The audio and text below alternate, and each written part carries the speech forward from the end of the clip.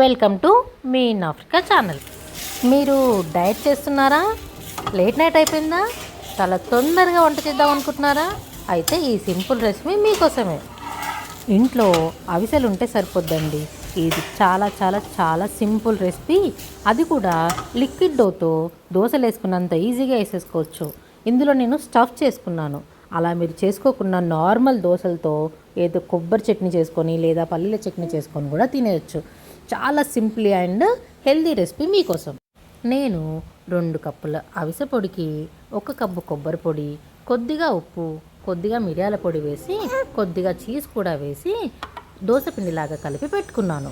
ఇప్పుడు అందులోకి స్టఫ్ కోసం పొయ్యి మీద ఒక ప్యాన్ పెట్టి అందులో ఆయిల్ వేసి మొదటగా ఎల్లిపాయలు వేసి దాన్ని కొద్దిగా ఫ్రై చేసిన తర్వాత అందులో కొద్దిగా ఉల్లిపాయ ముక్కలు, క్యాప్సికము, పచ్చిమిరపకాయలు, కొద్దిగా ఉప్పు, క్యారెట్ తరుము, క్యాబేజీ తరుము వేసి కొద్దిగా మిరియాల పొడి వేసి ఫ్రై చేసి పక్కకు పెట్టుకోండి. నార్మల్ ఫ్రై చేయండి, బాగా మగ్గితే మెత్తగా అయిపోతుంది. ఇప్పుడు ఒక ప్యాన్ పెట్టి దానికి ఆయిల్ అప్లై చేసి, ఆయిల్ కంపల్సరీ అప్లై చేయాలండి, లేదంటే ఈ పిండి అతుక్కుపోతుంది. ఇప్పుడు దాంట్లో పిండి వేసుకోండి. ఇది దోశలాగా మనము రుద్దేలాగా వేయడానికి రాదు. లిక్విడ్ కొంచెం వాటర్ ఎక్కువగానే కలపండి. అండ్ దీన్ని దోశలాగా వేసేటప్పుడు కొంచెం మందంగా వేయండి. పలసగా వేస్తే పెంకకి అతుక్కుపోతుంది. ఇలా వేసి సెట్ చేసుకొని దానిపైన మూత పెట్టేయండి. ఒక 2 మినిట్స్ తర్వాత మూత తీసేసి దాన్ని తిప్పి మరలా మూత పెట్టేయండి.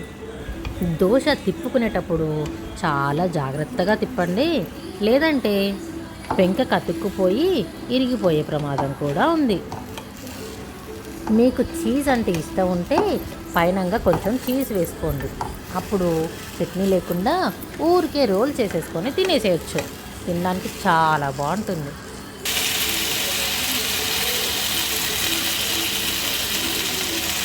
ఇలా 2 వైపులా బాగా కాల్చుకొని తీసుకొని పక్కకు పెట్టుకున్నాను. ఇలా నేను తీసుకున్న క్వాంటిటీకి నాకు 4 దోశలు వచ్చాయి. ఇప్పుడు మనం చేసుకున్న అవిసెపిండి దోశలో ముందుగా క్యారెట్ తురుము, క్యాబేజీ తురుముతో చేసుకున్న స్టఫ్ని అందులో పెట్టి రోల్ చేసి మీకు కావాలంటే పైనగా కొద్దిగా పెప్పరు లేదంటే చీజ్ చల్లుకొని ఎంజాయ్ చేయండి. ఎలా వచ్చిందో, టేస్ట్ ఎలా ఉందో కూడా నాకు కామెంట్ చేయండి. అలాగే ఈ రెసిపీని మీ ఫ్రెండ్స్కి కూడా షేర్ చేయండి. అలాగే ఇలాంటి మరెన్నో రెసిపీస్ కోసం మీ ఛానల్ని సబ్స్క్రైబ్ చేసుకోండి.